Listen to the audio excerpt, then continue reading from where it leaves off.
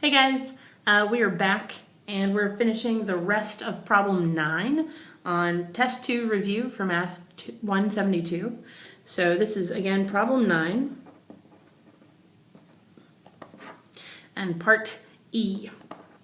We are asked to use identities to simplify each expression. So we've got sine alpha minus the cotangent of negative alpha times the cosine of negative alpha. All right, the first step whenever you're solving one of these kinds of problems is to turn everything into sines and cosines. So we're just going to keep sine alpha. It's very well behaved. It's doing what it needs to do. Minus cotangent is cosine negative alpha over sine negative alpha. And then we're multiplying by cosine of negative alpha. Okay guys, so remember when we're talking about even and odd functions, sine of negative alpha, it's opposite of sine alpha, and cosine negative alpha is the same as cosine alpha.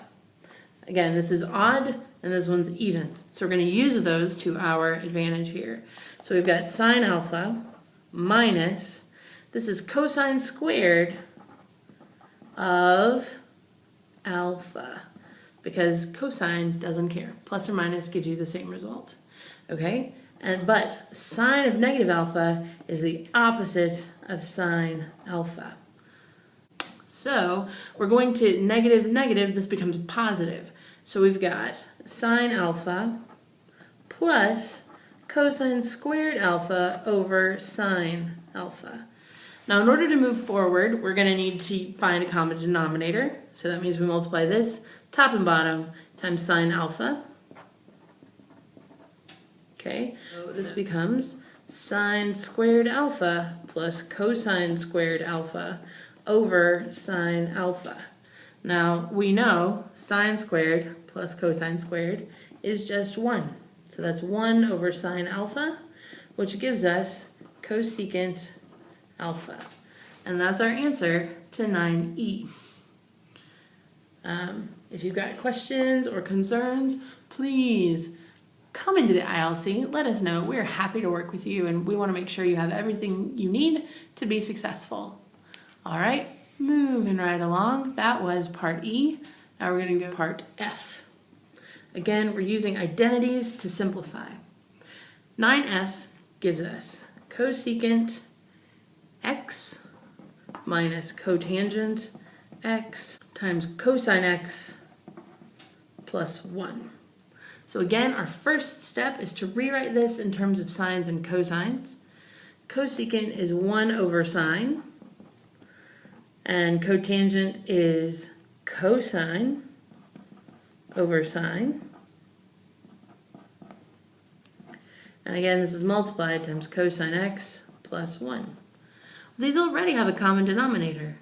So this is just 1 minus cosine x over sine x. And then you multiply that times cosine x plus 1. Now, we're just going to work this out, but you can probably see where this is going. So we've got 1, so foiling it out first, we've got cosine x, outside, plus 1, inside, minus cosine squared x, and last, minus cosine, all over sine x. So this positive cosine x and this negative cosine x add to 0.